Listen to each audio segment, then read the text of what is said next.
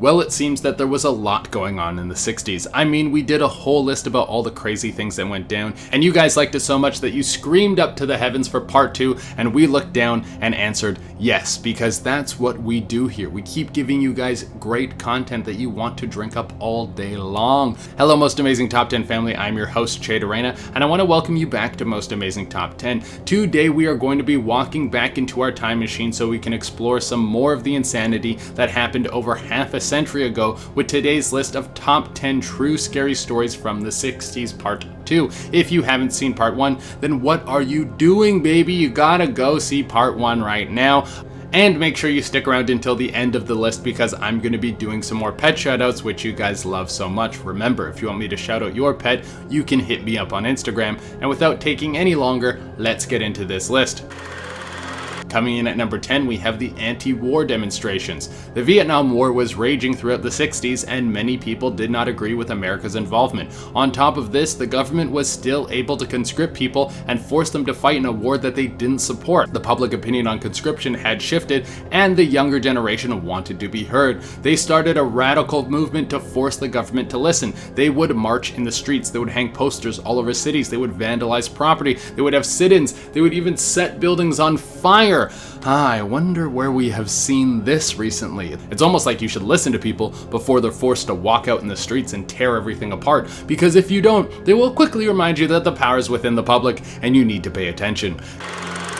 Coming in at number 9, we have Woodstock. If there was any doubt that the world had changed, Woodstock would shift the minds of the non-believers and scare everyone who is trying to hold on to the old ways. Woodstock was to be a massive music festival having some of the greatest artists of the era. People like The Who, Jimi Hendrix, Janis Joplin, and the Grateful Dead were all set to perform there. The people who organized the event were expecting somewhere around 200,000 people. In terms of ticket sales, there was a little over 180,000 tickets sold. Well, it turns out that most of the people who planned to attend thought they would test their luck by sneaking in. The total number of attendees is still unknown, but people think it was somewhere between 400,000 and 500,000, with another million stuck in traffic trying to work their way into the festival. Because of this mass oversurge of people, any fences trying to hold people from getting in were torn down and mobs of attendees swarmed into the festival. Eventually, free admission was given to everyone and anarchy ensued. Rain poured down and dancing hippies empowered by LSD were grooving freely in the mud as some of the best bands in the world serenaded them with music. If I could go back in time for something, this would be one of those things.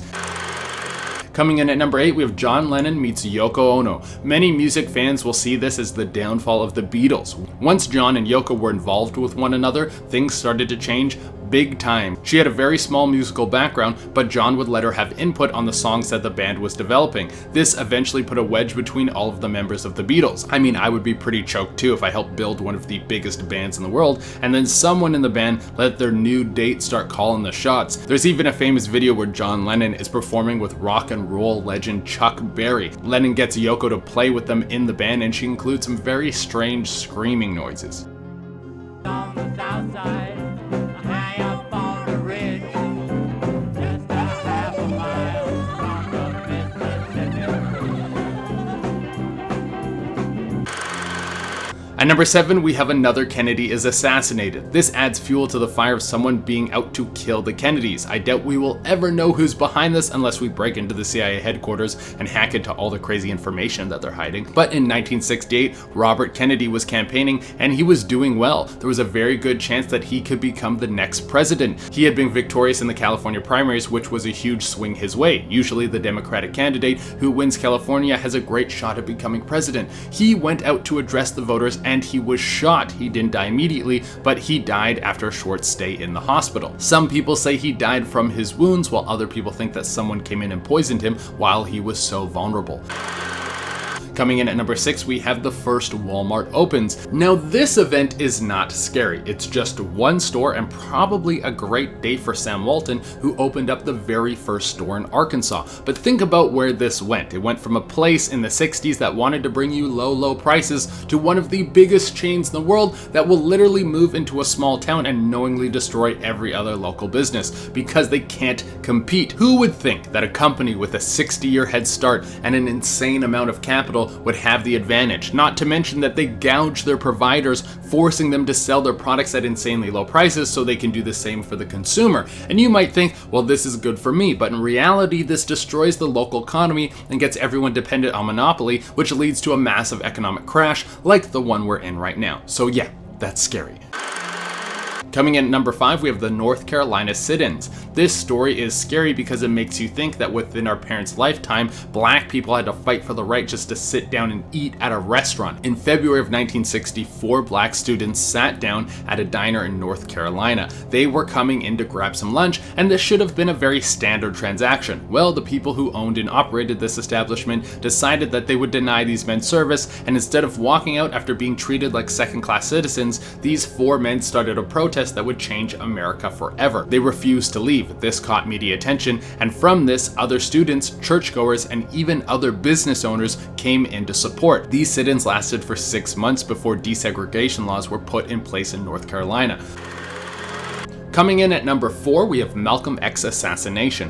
In 1965, Malcolm X was set to speak at the Audubon Ballroom in Manhattan. During his speech, there was a disturbance in the crowd, and while Malcolm X tried to calm the situation, a man snuck up and shot him with a shotgun. This caused the crowd to run, and in the chaos, 2 more men ran up to Malcolm X and shot him with automatic weapons. Malcolm X was rushed to the hospital, but he was dead before he arrived. He was shot 21 times. The minds behind this attack are still in question. Some people suspect that the FBI had some involvement since they had been monitoring him since the 1950s. But Malcolm X had been receiving death threats from supporters of the Nation of Islam since he denounced the following and started his own branch of Islamic worship. The man created a lot of enemies, so it's hard to pinpoint who could have done this.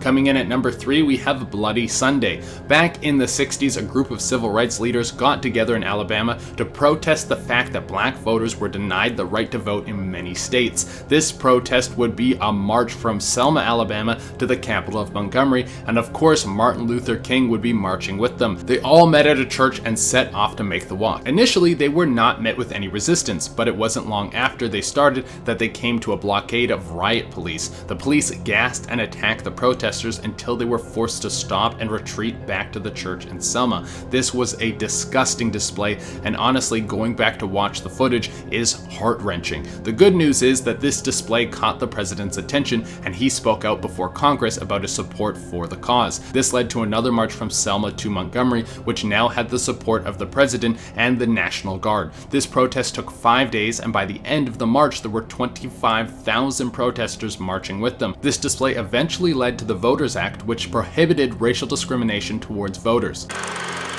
Coming in at number 2, we have the March on Washington.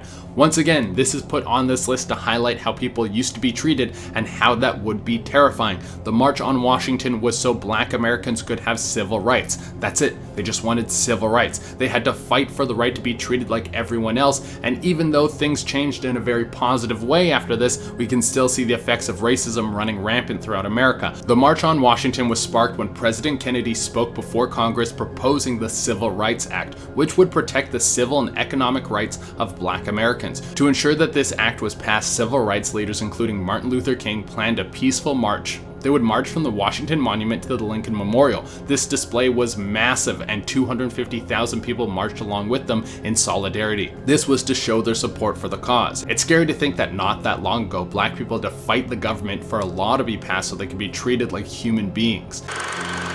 And for the number 1 spot, we have the Freedom Summer murders. In the summer of 1964, 3 men went missing. James Chaney, Andrew Goodman, and Michael Schuwerner were all civil rights activists working in Mississippi. They were going to black neighborhoods, helping black people get registered to vote so they could have a voice in their communities. They had just finished speaking with a black community in Mississippi that had their church burned to the ground. They were driving out of town when they were pulled over. They were held in police custody for a few hours, and then they were released. The 3 men went missing not long after that. Once this caught media attention, a large-scale search was launched and the bodies of the 3 men were found.